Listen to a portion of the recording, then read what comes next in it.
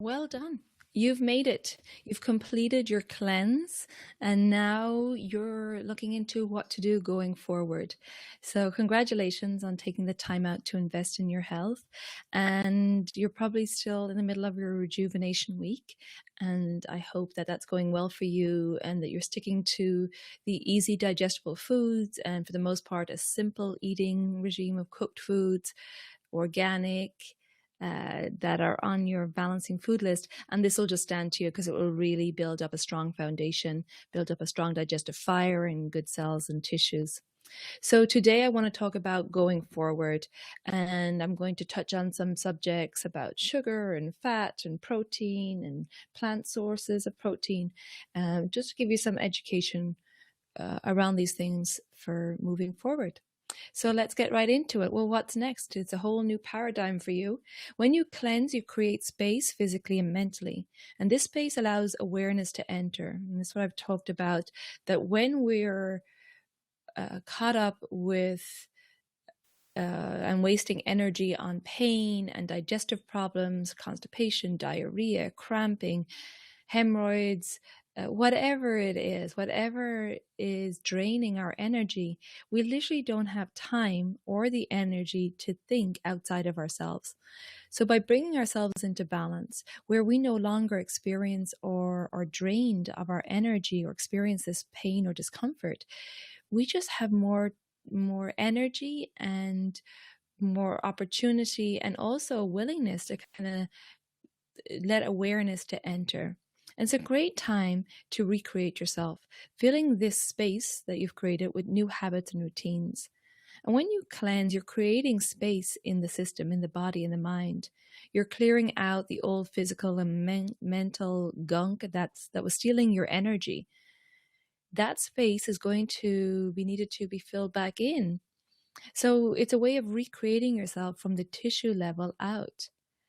Be very cognizant that everything that you expose yourself to, from food to drink, community and environment, movies, music, will contribute to the reconstruction of those tissues that were detoxified. So everything affects your health. Everything affects your body. So let's look into some of those things that, first of all, that we want to avoid. Well, we want to avoid junk and processed foods, and that's pretty logical, but I want to explain why, because sometimes I feel if you get more information about why, it makes more sense. Well, the most damaging ingredient that is found in just about everything cooked is polyunsaturated fats. Polyunsaturated fats have an unstable chemical structure, making them vulnerable to damage from heat, light, and oxygen. For example, frying or oil sitting on a supermarket shelf.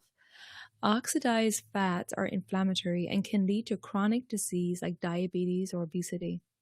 Polyunsaturated oils are vegetable oil, corn oil, peanut oil, or soybean oil.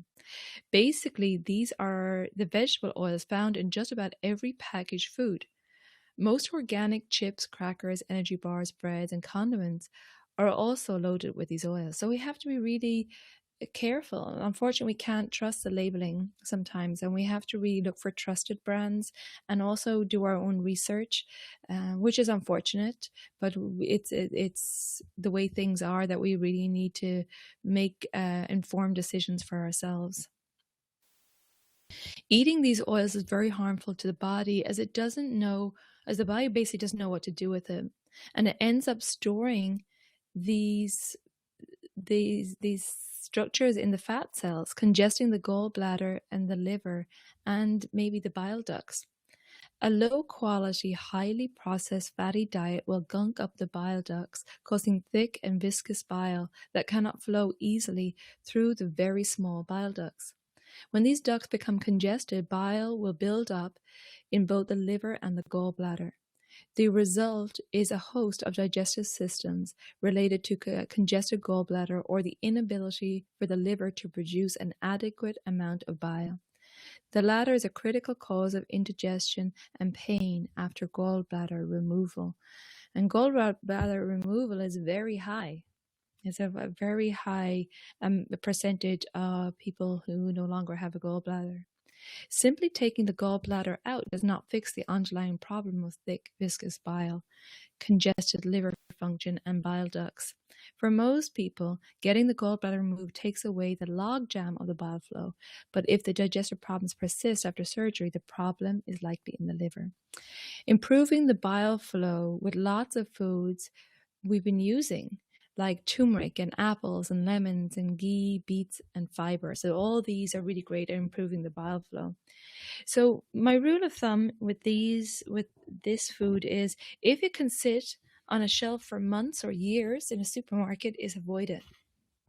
Best to be avoided because it's just filled with additives and preservatives and these oils to allow these foods to sit that length of time. And if it's sitting, it's dead. It's got no prana or life force in it. And what it certainly isn't going to do anything beneficial for your body. So next I want to talk about sugar. And there are two major sources of fuel for the body. We've got fats and sugars. And we are genetically adapted to digest fats well. However, the past few decades, fats have been deemed bad. And in the US, in 1961, the FDA put cholesterol on the nutrient concern list, and in short order, fats became highly processed and indigestible. Fat was a major source of energy for the body, and without good fats, the demand and cravings for sugar soared. The result of more than 60 years of low cholesterol, highly processed, fatty, and sugary diet is the blood sugar epidemic that we face today. When we went through that stage in the 70s and 80s, 60s, 70s, 80s, non-fat, low-fat, reduced fat. I know I grew up in that era. It's just a chemical storm. And it just caused more cravings for sugar. And this is why we have such problems with diabetes in our communities today. When fats are replaced with sugars for energy, then cravings, mood and energy swings, gas, bloating, and a host of other digestive issues become norm. Sugar is high in fructose and can overload the liver. Now, our bodies do not produce fructose in any significant amount. If we eat it in small amounts, say, for example, fruit, that's fine. The body can process that. And I really don't like when people say, oh, fruit has a lot of sugar, so we shouldn't eat it. No, fruit is not the problem here. Fruit, there's such a small amount of fructose in fruit that we can handle it. However, I will say on a side note, it's important to eat fruit with a fiber, I believe. I think juicing which takes away the fiber and can cause problems because it can spike the blood sugar. Whereas when you eat a whole fruit or you have a smoothie with all the fiber in it, it's beneficial because that fiber helps to slow down the release of sugar. So I think our bodies can definitely deal with whole fruits or smoothies. Juices in moderation, but again, doing juices, a large amount of juices, a juice cleanse or something, I believe is just too much sugar for the body. So let me see where I am here. So where I was talking about how the fruit, before I went off my tangent, the body can handle the small amounts of fructose in the fruit. So fruit is not the issue. But what insulin, yes, but if we eat in large amounts of fructose, it can lead to a fatty liver and serious problems like insulin resistance. Insulin is believed to be the leading driver of many diseases today, like heart disease or diabetes. So this sugar comes from processed foods. And, a lot of times we think of like sweets, but it also can be in bread, and it can be it's in everything, basically. Tomato sauce, and the list goes on, as I'm sure most of you are aware of now. Insulin is an important hormone in the body, allowing glucose or blood sugar to enter the cells from the bloodstream and tells the cells to start burning glucose instead of fat. But having too much glucose in the blood is highly toxic. However, one metabolic dysfunction caused by the Western diet is that the insulin stops working as it should and the cells become resistant to it. So that's a big issue, which then can lead to blood sugar problems. Avoid eating foods with added sugars or sweeteners, and it's best to use plant-based sweeteners like stevia, maple syrup, dates, and honey. So they are some good alternatives if you're looking for some sweeteners. Stevia is a plant, it's a leaf, and it's a little bit more bitter. Maple syrup, you know what maple syrup is. Maple syrup is great for pitta. And dates, obviously, they're great to use if you're baking or, you know, making your ojas drink or something like that. Dates obviously are very they're high in sugar content, so you don't want to eat too many of them. All right, we're eating them in the rejuvenating week of the cleanse because they really build back up the cells and tissues, but you don't want to eat a lot of them, particularly coffee. They're too heavy. So dates, keep them to a minimum of, you know, 3-4 a day, and actually after the cleanse I wouldn't eat them daily. Honey is great too. So you want more raw honey than processed honey, but honey can be heating, so be careful for pitta constitutions not to use too much honey. You're better off with the maple syrup, like I said. Also honey, you don't want to bake with it. You want to, because it can become toxic if it's heated, so you want to add it to your, you know, if you're adding it to tea or something, wait till it's cooled down a little bit and then add it in. Okay, so that's sugar. Now, next I want to talk about eating a soul food diet. And you've heard me talk about this acronym before: seasonal, organic, unprocessed, and local. That's your best bet for steering clear of imbalance, because when, and particularly if you go to a farmer's market, you're eating what's in season. And nature is amazing because nature gives us what's the food we need to keep us in balance. And I'll talk a little bit more about that in a moment. But here we have a list of the dirty dozen, which you should buy organic, and the clean 15, which are the lowest in pesticides. So the fruits and veg that you really want to buy organic are like things like apples and celery, strawberries, peaches, spinach, nectarines, grapes, sweet bell peppers, potatoes, blueberries, lettuce, kale, and collard greens. The clean 15, the ones that are lowest in pesticides: onions, corn, pineapples, avocado, asparagus, sweet peas, mangoes, eggplant, cantaloupe, kiwi, cabbage, watermelon, sweet potato, grapefruit, and mushrooms. My rule of thumb is to, if you're eating the skin, or if it has a very thin skin, you know, like carrots or something like that, I would buy organic. Organic, it's not as expensive as it used to be, but for me, you're making an investment in your health, and I'd rather spend my money on organic food than, you know, other frivolous things in life. So it's, you have to, maybe it's thinking about how putting an investment into your organic food, maybe is a little bit more pricey, but in the end of the day, it's going to keep you healthier. You're going to have to take less time off work. You're going to have to take less doctor visits. It goes on and on. But you get where I'm going with this, that I think it's a really good investment for your body. Okay, so those two lists are good to keep. I mean, we're taking a photo of them on your phone and having them when you're shopping. Really good to know that the ones that you must buy, the dirty dozen, are the ones you really want to memorize. Okay, and next I want to talk about respecting your body type. So we've talked in your private consultation about your constitution and what to focus on to keep you in balance, and what to avoid. And the food list I gave you are the food list for when you're feeling out of balance. Again, I believe in 80-20. I think if we're too disciplined, if we're too strict, it's not a way to live. It's more stress than anything. Believe that 80% of the time we're good, 20% of the time we go out, we indulge, we have something nice, we enjoy the holidays, whatever it is, and then you get back in routine. But what we want to do is always respect, particularly in our season. Now, I talked before about how these doshas of Vata, Pitta, Kapha not only appear in our bodies, but they also appear in the seasons and the life cycle. But here we're talking about the seasons. You can see Pitta, the energy is higher in the environment in summer.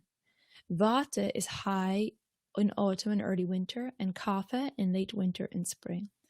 Vata, as you know by now, is made of air and space. It dominates in winter, early winter and autumn, when it's cold and dry and windy and brittle and rough. And these are all the qualities of vata.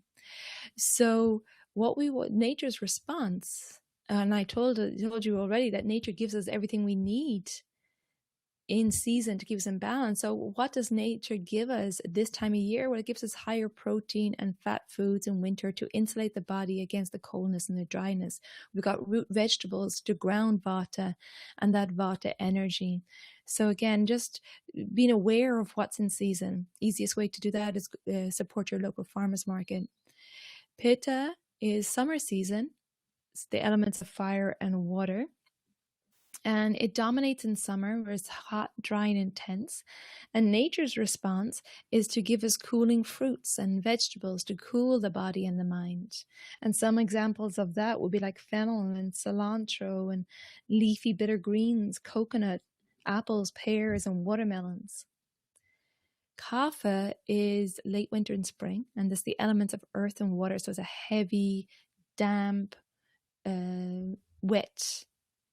wetness that dominates in spring. Nature's response, well, it's going to lighten things up. It's going to give us leafy greens and bitter roots to help dry the congestive dampness and heaviness. And that will be things like cabbage and collard greens and hot pepper and radishes, turnips and warming spices, things that have a little bit of a kick to them to get our digestive fires burning.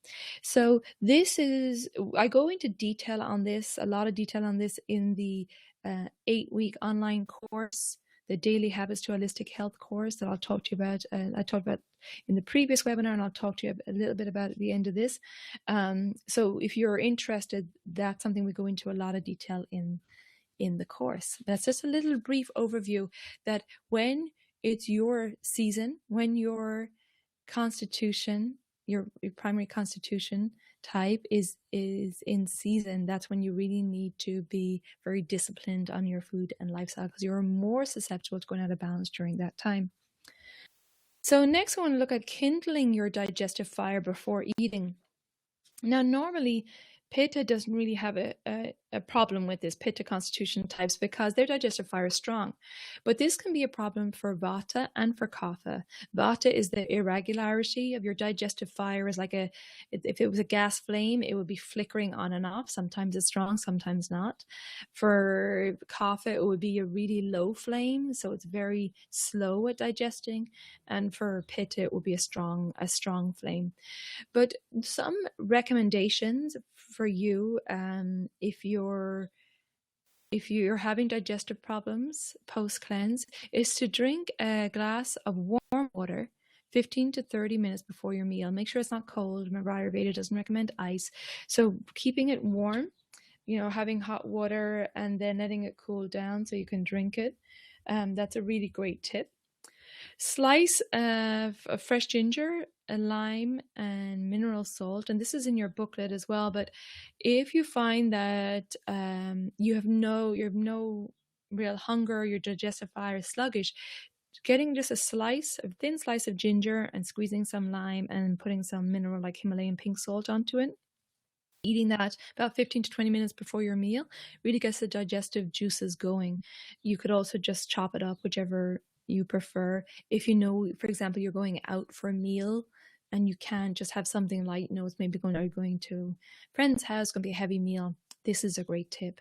Sipping hot water with lemon, even throughout your meal. Add some salt or pepper if the digestion is very slow. So again, if you're out in a restaurant and your digestion feeling sluggish, particularly if you're traveling or you're just out of routine, while you're waiting for your food, request some hot water with a slice, some lemon, and then there's always salt and pepper on every table, just adding some of that, particularly pepper, into the water, and that will help stimulate things. Ordering a salad with oil and vinegar and dressing with black pepper, again, that's another great way to stimulate the digestive fire. These things for Pitta constitution are not necessary. Cooking with the 5 spices for digestion. So if you are cooking at home and you do feel like you have digestive discomfort or sluggishness, adding coriander, cumin, fennel, cardamom, and ginger root, slicing up some fresh ginger. These are all great spices to have.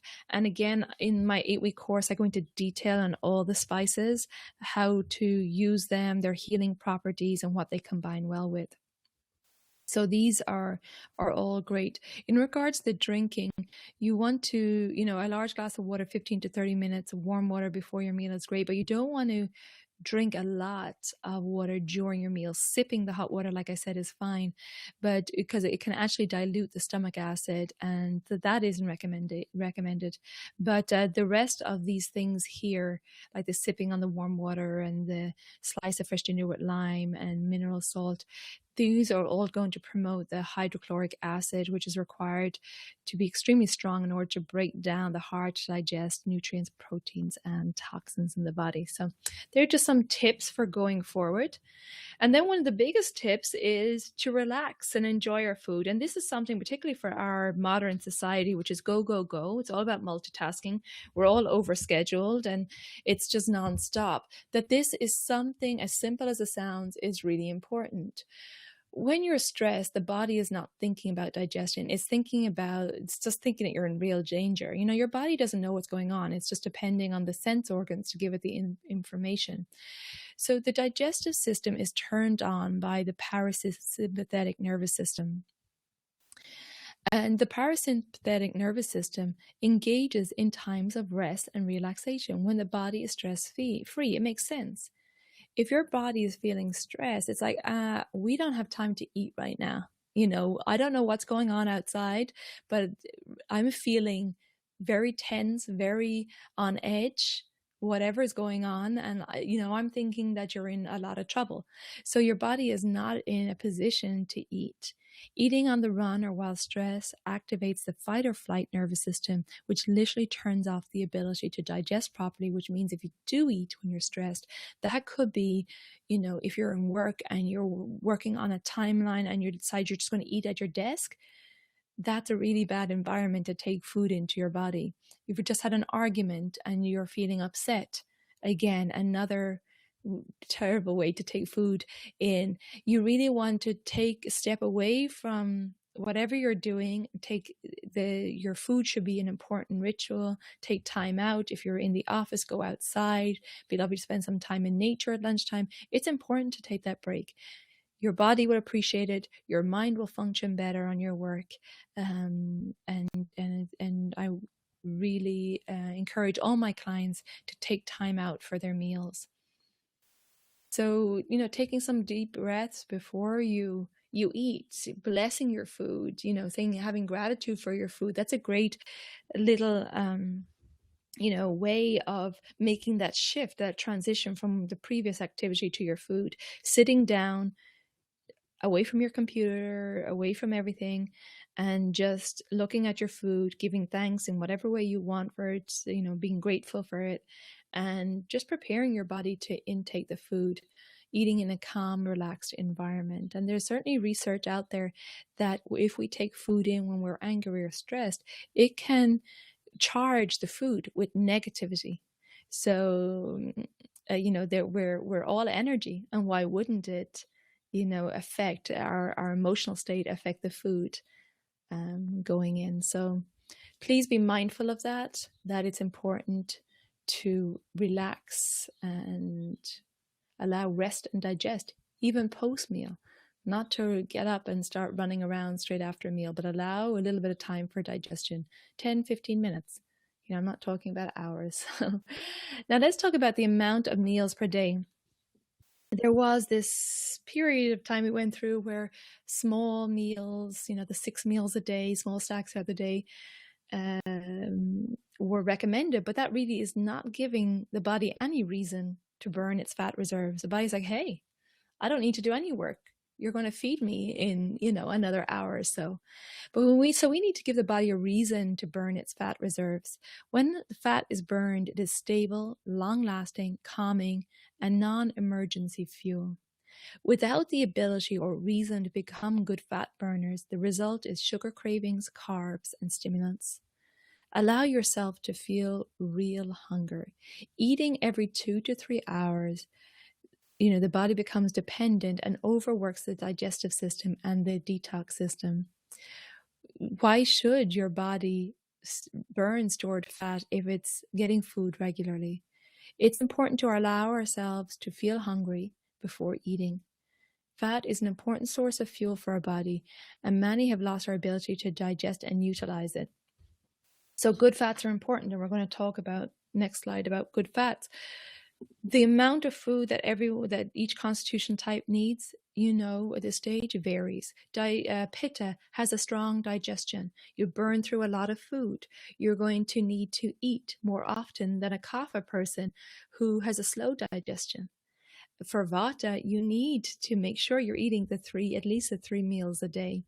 But the main thing is to allow that rest and digest after a meal, not to be just grazing all day, because you're not allowing your body to digest and detoxify and burn the fat reserves.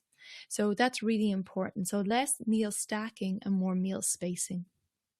So let's look at the good fats, the high fat, healthy foods. So we now understand that science linking cholesterol to heart disease was flawed. So we were told for decades that saturated animal fats were evil and to eat only saturated fats, as we discussed earlier. But these are, the unsaturated fats now we know are linked to heart disease. So back in with the good fats. And I have some samples here. Avocados are wonderful. Olives and olive oil, sunflower seeds, coconut oil, salmon, almonds, ground flaxseed, edamame or soybeans, walnuts, peanuts, and peanut butter. These are great fats, but you need to make sure they're good quality fats, right? So the olives and olive oil, ideally organic. The same with the sunflower seeds, the salmon, you want to make sure that it's good quality salmon. The nuts, okay, so we have peanuts, walnuts, and almonds here. Peanuts, as you can see, have a really thin shell. Nuts are sprayed with a lot of chemicals. So peanuts take in a lot of those chemicals into the nut. And we see a lot of peanut allergies as a result. So if you're buying peanuts, I would buy them organic. Almonds, on the other hand, have a hard shell. And so the nut is taking in less toxins from the chemicals. Of course, I don't have the percentage, but it's just that it's less because of the harder shell. So just choose your foods wisely, educate yourself, and choose organic where possible. Now, Kapha constitutions have to be careful about the amount of high-fat foods. Of course, Kapha would love these foods, but you need to use them sparingly. So for Kapha, using oils in your food, it may be better to steam your vegetables with water, not having avocados every day, but and staying away from the more dense fats like the peanut butters and things like that, because of your slower digestion. Okay, they can cause weight gain. So just be mindful of those things. But incorporating for Vata, definitely really good high fat foods. We love ghee now. These are great for Vata because you tend to have dryness in the body. So incorporating these good fats will help you feel satiated and grounded. And the same too for Pitta. Make you feel, when you have good fats in your food, it makes you feel really, like I said, satiated and grounded, and it makes you feel comforted because of that fat. Okay, now let's talk about sources of plant-based protein. So on average, the Americans and Western Europeans consume between 1.5 to 2 times the daily recommended intake of protein. And many get too much of this nutrient from animal sources like meat and poultry and eggs. You can see here, adults are encouraged to get 10 to 35% of their daily calories from protein. Women, 46 grams, and men, 56 grams. And when we look at the food list below, you can see that's not much. Now, when you're choosing, I'm going to talk a moment about these plant-based proteins, but when you are choosing things like meat and poultry and eggs, obviously you want good quality, grass-fed, free range. Again, we talk about how everything affects us as humans, our environment, our lifestyle, what we expose ourselves to. The same is true for animals. If they're caged up, if they're in factory farms, if they're treated badly, in return, their meat, their eggs are too going to be affected by their environment. It's the same deal. So really be mindful. And again, I really believe in investing in good quality foods because it affects your health, of what type of foods and eggs, poultry and meat that you are eating, and make sure that it's top quality. A really good investment. Now, although protein is important in the diet, it's a major player in every critical function of the body. Protein will not help you build more muscle or make you stronger. When you're consuming too much of it, you're probably taking in more calories and fat than your body needs. And studies show that there is a link between excess protein and kidney disease, prostate cancer, and diabetes. So, for especially for bodybuilders, there was a, thought process that more protein the better. But actually consuming in excess of 35% of your total calories, especially if you have that high fat, low carb diet, can lead to a buildup of toxic ketones.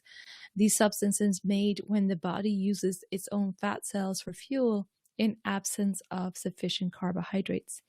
Now, ketones can harm the kidneys as they try to excrete these substances, and this is accompanied by a corresponding loss of water through the kidneys, leading to dehydration.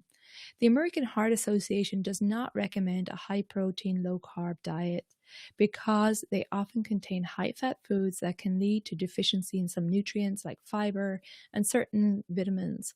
A healthy and balanced diet is by far the best choice for those who want to lose weight and improve athletic performance. So whole foods, that's the way to go. Now let's look at our plant-based protein here. I'm plant-based. I have been for years, and I've always been very healthy and had never had any issues with my health. So let's look at some of these proteins that are available in seeds. And, I start off here with the 3-ounce, 85-gram piece of meat, which is 21 grams of protein. And I wanted to do that so you can see the difference between that and the plant-based. And if you look at a serving of tempeh, which is fermented soybeans, or tofu or edamame, it's 20 grams. Lentils are great. They're 18 grams, a cup of cooked lentils. Cup of cooked beans is 15 grams. I want to say something about beans and lentils actually while we're here. Because a lot of people find them hard to digest. It is important to soak them, but it's also important to, if you haven't been eating them regularly, gradually introduce them. Not sitting down to a huge plate of beans, but gradually introduce them to the body, because it will take the body a while to get used to digesting them. Mung beans are tridoshic. They can be digested by each constitutional type. And Vata constitutions have a hard time digesting beans, but the mung beans that we've used in the cleanse are perfectly fine. But if you find that you're getting a lot of bloating and gas from beans, will reduce the amount. Or if you're eating beans, say if you have hummus for lunch and you have lentils for dinner, that's too much in the body. I find that in my own body. So just be aware of that. I don't want you to cut them out, go, no, beans cause me gas and bloating. Maybe it's because you're eating too much of them at one sitting. And just to add them gradually into the diet and allow your body adapt, especially if you haven't been using them. Nutritional yeast, again, is 12 grams of protein for 3 tablespoons. And hemp, spirulina is great. That's one thing that I do take and have been taking for years. Spirulina is green it's green protein, but it's the algae that are on the top of ponds. It's like what the flamingos eat. But it's high in cholera, and it's a great source of protein. It's really high in iron and protein. So if you're vegan or vegetarian, I recommend you checking that out. You can get it in powdered. You can put in smoothies. I take it in the tablet form daily, and it's amazing. It's one of the superfoods. Okay, so quinoa is another great source. It's a complete protein, wonderful thing to take regularly. A quarter cup of seeds. All the seeds are wonderful and great to incorporate them in your in your diet. Also with broccoli, asparagus, and green beans, and chia seeds. I do have on the website a recipe for bliss balls going forward. They're not the ghee balls. It's a new recipe which incorporates all the nuts, some nuts and seeds, all these seeds. And I really recommend you making those, and they're great snack food. And these can be even given to your children. They'll love them. But this is a great way of getting the seeds into the diet. Great. So that was a plant-based protein. Eating a plant-based diet is wonderful because it's better for the environment, right? And it's cheaper. And it's a great, it's even if you are a regular meat eater, maybe they went through this thing of doing meatless Mondays, but having a day where you don't eat meat, and noticing that maybe you don't need as much as you think. So I just wanted to draw your awareness to that. So next I want to talk about fiber. So fiber is also known as roughage, and basically it's the indigestible part of plant foods that pushes through our digestive system, absorbing water along the way and easing the bowel movement. So it just pushes everything along. There's two types, soluble fiber and insoluble fiber. Soluble fiber dissolves in water and it changes as it goes through the digestive tract, where it is fermented by bacteria and it absorbs the water and becomes gelatinous. So that's how it is. It's roughage. It becomes that gelatinous pushing effect. It reduces cholesterol, especially levels of LDL, which is a bad cholesterol. It regulates sugar intake, and this is especially used for people with diabetes and metabolic syndrome because it regulates the release of energy from the food. Now, insoluble fiber does not dissolve in water and it goes through the digestive tract. It does not change its form.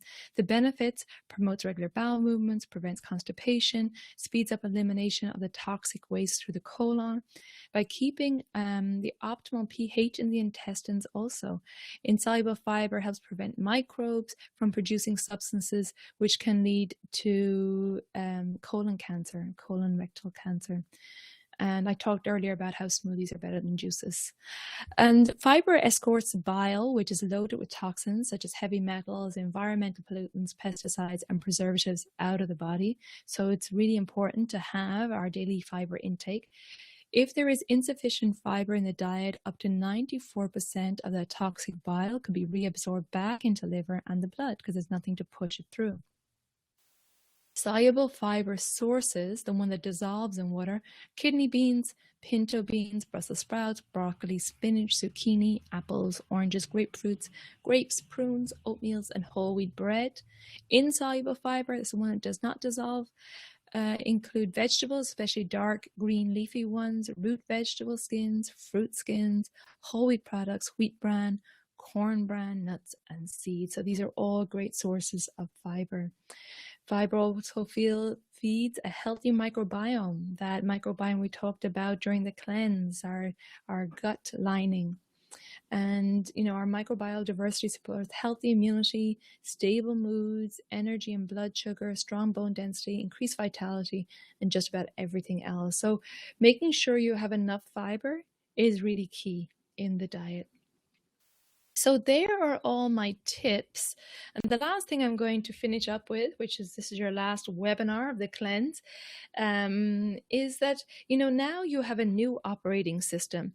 And this is a time to reflect on your life so that you can move forward with whatever new awareness or intentions and habits feel important to you at this time. One of the greatest gifts that you can give yourself as you wrap up your cleanse is to honor the effort you've made by slowly and gently easing back into a more diverse diet and a more typical routine. This is a wonderful time to cultivate deeper inner awareness and to listen to your body. And you can further support optimal health by maintaining a healthy diet and lifestyle even after the cleanse is over. Be well. Namaste. Just know that I'm here to support you if you have any questions going forward. Take good care, everybody.